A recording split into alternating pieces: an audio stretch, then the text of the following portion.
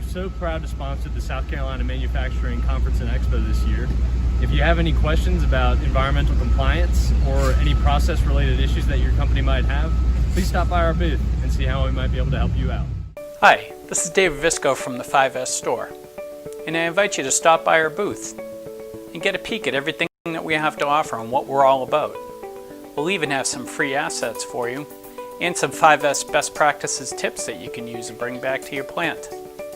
And if you stay to the hosted video that's in the booth, we'll even have some free surprises for you. So make sure you stop by, and I look forward to seeing you there. Thank you. Welcome back, everyone, to the South Carolina Manufacturing Conference and Expo, the state's most significant manufacturing event of the year.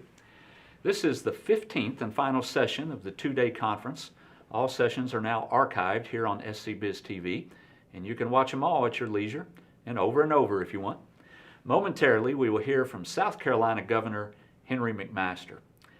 But before we get to that, I'd like to thank our partners one last time. The South Carolina Manufacturing Extension Partnership, or SCMEP, the South Carolina Council on Competitiveness, along with two of their industry clusters, Aerospace and Logistics, the South Carolina Technical College System, and the South Carolina Research Authority, or SCRA. We absolutely could not have produced this event and organized 30-plus speakers without their support and their influence. So thank you to Chuck Spangler, Susie Shannon, Tim Hardy, and Bob Quinn. Also thanks to all of our sponsors and more than 75 exhibiting companies who are still displaying their wares right now over in our virtual exhibit hall.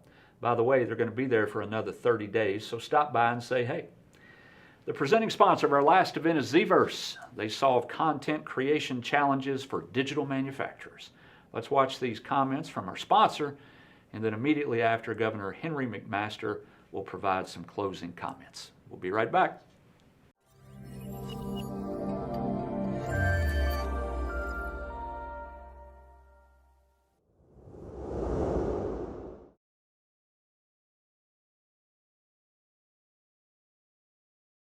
Hi, I'm John Carrington, CEO of Zverse, a Columbia-based product development and digital manufacturing company. It's an honor to be here with you today. In the past 6 months, all of us have had to reimagine how we do everything, from how we work, to how we learn, how we travel, and the same is true for how we make things. COVID-19 and the resulting lockdowns exposed painful weaknesses in the supply chains for global manufacturing. Many companies are in a fight for survival.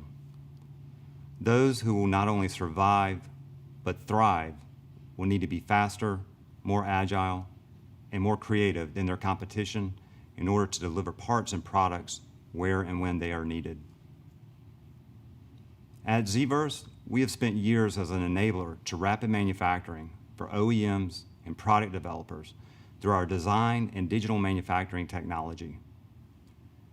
In March, we leveraged our technology to become the largest producer of reusable protective face shields in the country, as we delivered over 3 million units in the first 75 days. Since May, we have continued to introduce breakthrough devices that are used in nearly every industry sector. Zverse is harnessing the power of a digital manufacturing thread to innovate with greater speed and agility than much larger and better resourced competition. Digital manufacturing methodologies have allowed us to not only survive, but thrive in these uncertain times.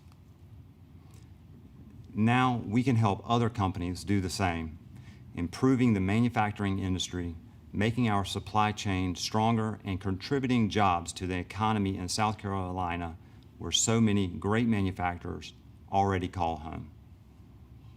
It is thanks to our state's leadership and our governor that South Carolina has an unprecedented opportunity to shape the future of manufacturing. On behalf of the team at Zverse, I thank you for allowing us to play a small role in the future of manufacturing here in South Carolina.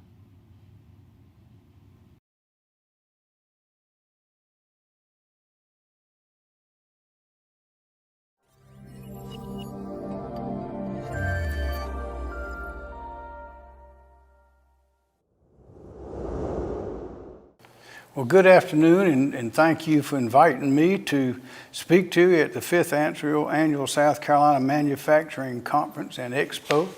Every time I think of the manufacturing in South Carolina, I am very proud, and I know that we are making great strides, and I appreciate what you're doing. I'll address just a few subjects for you, and I hope that it maybe spurs some interest or answers some questions. But again, thank you for letting me speak to you. First, the virus. We are one of a few states that are trending downward in our positive rates. Our hospital space, we believe at this time, we have plenty of room if we need it. We want the children to get back into school for all those right reasons. And we want to be sure we're protecting the seniors and those that are in our nursing homes especially. So we've got a lot of work to do, but because of the experience that we've had all across the country, we know a whole lot more about the virus now than we did at the beginning. So we believe we can see the light at the end of the tunnel, but we've got a long way to go, and it's a very dangerous and highly communicable disease, virus, and we all must be very careful, and we all know the ways to do that. Congratulations and thanks to our great manufacturing sector. That around the world, they know that in South Carolina we make things, and not only do we make them, but we make them well, and we can get them to just about any place as quicker than anyone else. And when I think of manufacturing, these names come to mind. Boeing making the aircraft, of course, down in the low country. Lockheed Martin making fighter planes in Greenville. Michelin, Schaeffler, GT Tire, Samsung, Honda. And then you get into BMW, Mercedes, Volvo. I mean, we're making things all over the state, and that's good news because those are good jobs. They pay well, and those are things that are putting South Carolina on the map. Now the virus especially has gotten a lot of attention in the way that it is being fought and being addressed. But another thing that's getting more and more attention is the Sun Belt. A lot of our neighbors in colder climates are starting to realize that they would like to be in sunnier climes. And the Sun Belt, of course, which we're part of, is part of that. Now, when manufacturers and other businesses would want to find a place to relocate to, or locate, or to build, or to invest, particularly those from around the world that are wanting to put up hundreds of millions or billions of dollars, they were looking for the kinds of things that we have in South Carolina. And that is a good climate. They've always known that. They know about our great research universities with Clemson, University of South Carolina, and the Medical University of South Carolina, who, by the way, collaborate, communicate, and cooperate with industry, and we encourage that. Well, now they know that we don't close up. What we did is we took a little different approach from some of the other states. Instead of trying to decide what was essential and what was not essential, we took a different route and tried to determine with the data and information we could get from the epidemiologists and everyone else, what are those kinds of activities that would present the best opportunity for the spread of the contagion. And of course, those are the close contact types of activities and businesses and operations. So we put limits on those. We targeted it just as narrowly as we could to those that would effectuate the purpose we were seeking, and we left the other things open. And we think that was the right approach. And of course, as we went in with targeted measures, we came back out as safely but as quickly as we could. So while we're talking today, we have no closure limitations on anyone, although we do have some capacity limitations here and there, but we're looking forward to taking those up because we want people to get back to business. And that's why with our warm climate and the way that things have been done in the Sun Belt, a lot of the great industries, great businesses that have given us such a good reputation have made us even a more desirable place right now because, as I say, in South Carolina, we never closed, and it's the Sun Belt states that seem to be doing better with the virus. And one other very good thing we did for business is with the $1.9 billion that came from the CARES Act funding, we made the decision upon the recommendation of Accelerate SC to do what? To replenish our unemployment insurance trust fund. When the virus arrived, we were at about just under $1.1 billion in that trust fund, which, as you well know, employers pay into. So when the employees are out of work, they can get unemployment insurance. Well, back in 2008 and 2009, when that recession hit, we drained that out, and it took years. It took until just about a year, or maybe 2 years ago, maybe just less than that. It took raising the taxes, which are required by law, to replenish that fund up to the 1.1 almost billion that we had in February of 2020. Well, when the 1.9 billion came, Accelerate SC recommended that we replenish that fund. Accelerate SC was 30 leaders from education, academia, business, medicine, as well as some legislators and all the state agencies. They are the ones that developed the plan on what we ought to do, when we should do it, and how it should be done. And one of the recommendations that they made, and I'm very proud of that group, was that we replenish that fund. So of the 1.9 billion, the first expenditures included 500 million of that 1.9 to go to the trust fund, which it did. And the legislature in September voted at the recommendation again of Accelerate SC to put 420 million more into it. So almost half of that 1.9 billion has gone to replenish that unemployment insurance trust fund, which means that with the economy recovering as we're opening up here in South Carolina, that means that we likely will not have to raise taxes on businesses to replenish that fund. Now that's good news. The last thing that or people that are encouraging business to grow want to do is have to raise taxes, and we're very much opposed to that. Another great asset that people enjoy talking about and seeing is the Port of Charleston, which is magnificent. As you know, the boats want to come in 24 hours a day, ships in and out. But for the bigger ones, they have to do that at high tide. Well, we're dredging the harbor now, and it's been going on for some months, and it'll continue for a little longer. But when it's over, we will have a 52-foot deep harbor at low tide, and that means those biggest boats will be able to come in and go out 24 hours a day. We will have the deepest port on the Atlantic coast, and that is big news. And how big are those ships? You've seen them with those containers. Some of the containers are 20 feet long, some are 40, but they measure the capacity of those ships by how many 20-foot container units it can hold. Some of them hold 13,000, 1,450, and I think maybe they even go up to 17,000. It's hard to believe that a ship can hold that much, but they can, and they will be able to come in and out of Charleston Harbor anytime they want to when we get this project done. That is a great thing. Now, South Carolina is also unique. We're the only state in the country, unless somebody has sneaked up on us, that has 2 inland ports. Some states have 1 small inland port. We have 2 huge inland ports. One, you can bring your goods in on a ship in Charleston, put it on the Norfolk Southern train, and take it on the tracks up through Greer, across I-85 and points beyond, or drop it right there so the truckers can come in on 85 and pick it up, and they can do the same thing in reverse.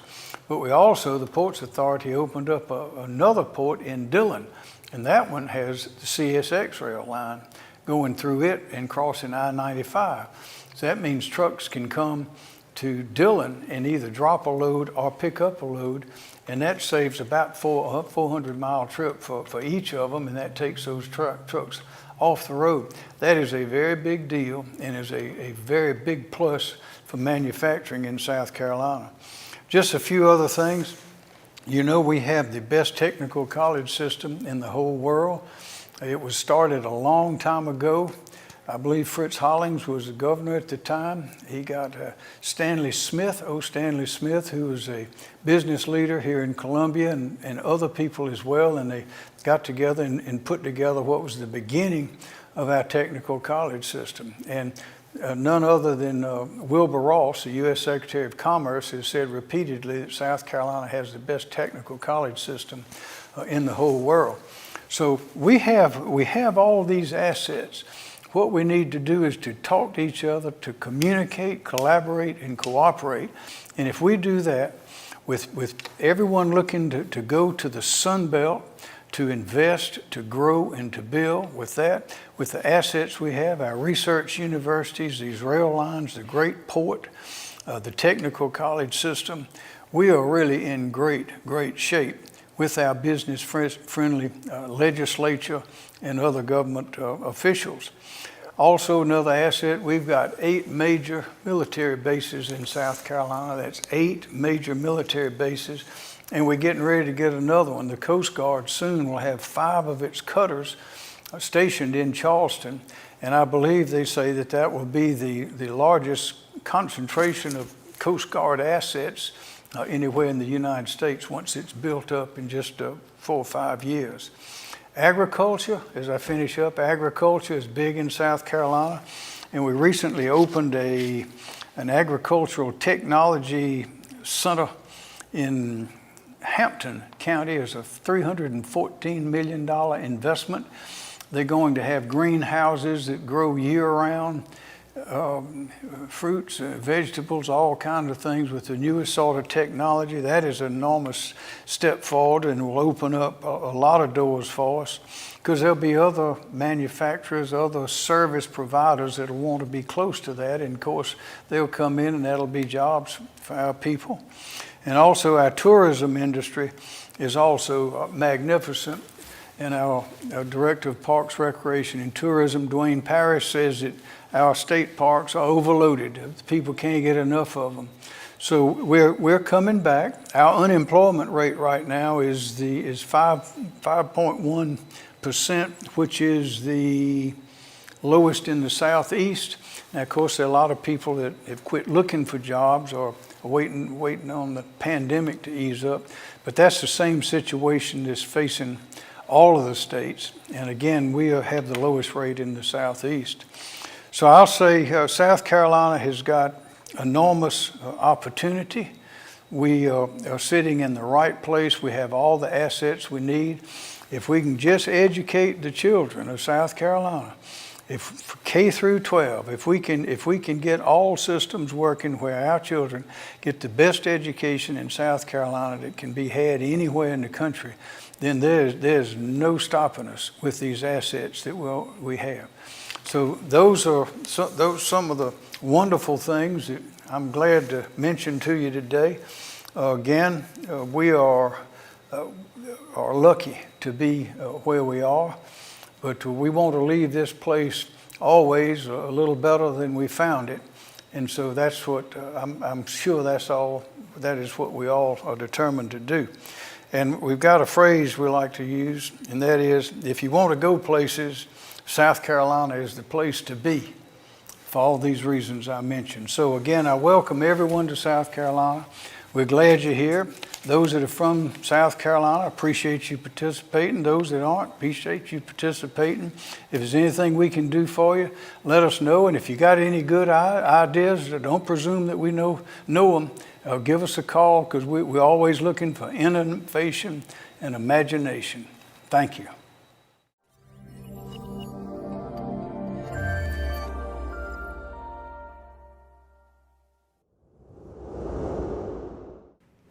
Well, that's it, folks. That concludes the 2020 5th Annual South Carolina Manufacturing Conference and Expo. Our exposition, by the way, will continue for the next 30 days, So you got plenty of time to drop by, meet our exhibitors in the virtual world, and make a few connections. Remember, all 15 sessions of the conference are now archived right here on SCBiz TV. Next year's manufacturing conference will be held in Charleston, again in late October, and I certainly hope to see you all there. Maybe this time we can gather in person and shake hands. Until then, stay safe, South Carolina.